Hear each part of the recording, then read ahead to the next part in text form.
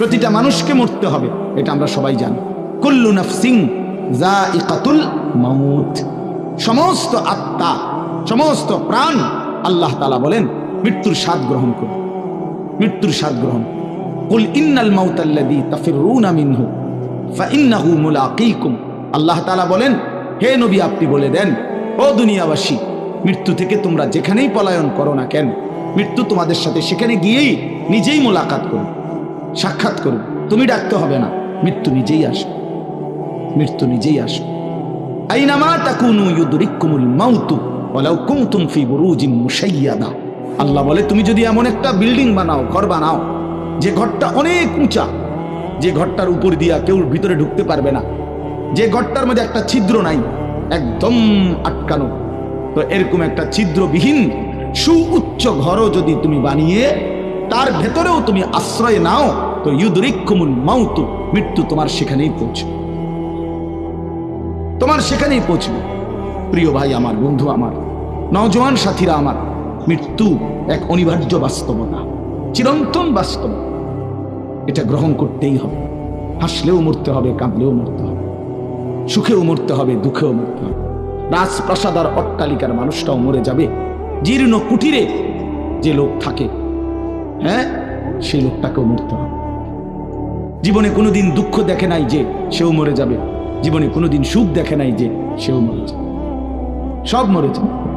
এটাই সত্য, এটাই বাস্তবতা। অতএব মৃত্যু এক অনিবার্য বাস্তবতা, এটা গ্রহণ করতেই হবে। এটা যদি আমরা মনে রাখি, আমাদের জীবন অনেক সুন্দর হইত, অনেক সুন্দর হইত। রাসূলুল্লাহ সাল্লাল্লাহু আলাইহি ওয়াসাল্লাম বলছেন, আকসিরু যিকরা হাদিমিল লাযযাত ইয়ানি আল মাউত। আল্লাহর নবী বলেন, আমার উম্মত, তোমরা বেশি বেশি ওই জিনিসটা স্মরণ করো যে জিনিস তোমাদের সমস্ত স্বাদ, আনন্দ, আহ্লাদ চিরতরে মিটাই দেবে, তোমারে চিরস্তব্ধ করে দেবে। জলজ্জান্ত মানুষটা আমাদের সামনে হাঁটতো, চলতো, উঠতো, বসতো, ঘুরতো, ফিরতো, হ্যাঁ, সেই মানুষটা মনে করেন আমার চোখের সামনে নাই, তার লাশ আমার সামনে। আহা, সেই লোকটা স্তব্ধ। পৃথিবীর কত মানুষ কত আওয়াজ করতেছে, কত শোরগোল করতেছে, কিন্তু এই লোকটা হাতও নাড়ে না, পাও নাড়ে না, চোখও মেলে না, আর কিছুই করে। এ কি আশ্চর্য বিষয়! চোখের সামনের এই মানুষটা নাই, কি হলো তার? কে তারে থামাই দিল? কে তারে স্তব্ধ করে?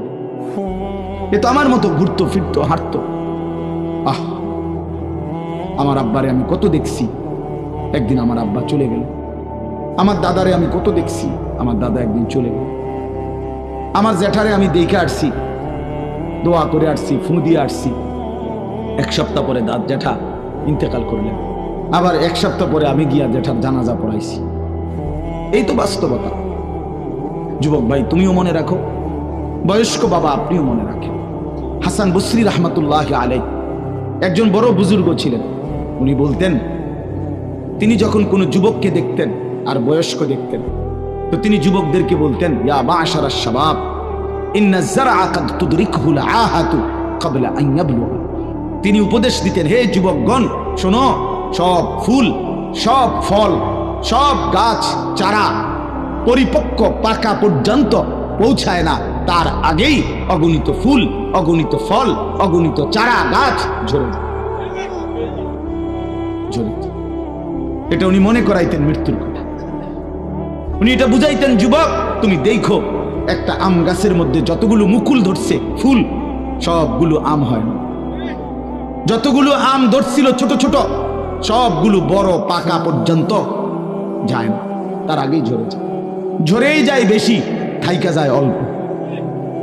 তার মানে যুবক, কিশোর, তরুণ এই বয়সেই মৃত্যু হয় বেশি, বৃদ্ধ পর্যন্ত পৌঁছে কম।